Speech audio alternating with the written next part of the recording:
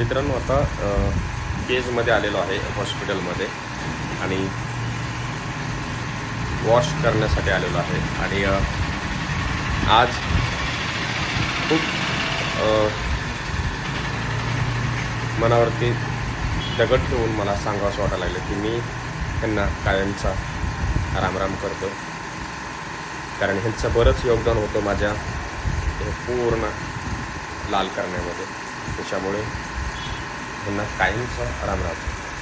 तर मित्रांनो फायनली आता केजवरून आलेलो आहे हॉस्पिटलला जाऊन आणि रिझल्ट तुमच्या समोर आहे. अनेक लोकांनी नावं ठेवली आणि चांगल्याही कमेंट केल्या गजब बेइज्जती है माझ्यासाठी की दात वॉश करून घे, कारण खरोखरच तुम्हाला सांगतोय आपण ह्या वयामध्ये असे गुटखा वगैरे खाणं हे चुकीचं आहे.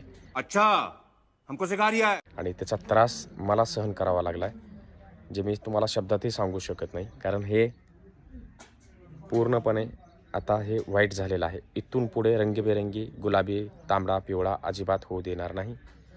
धन्यवाद.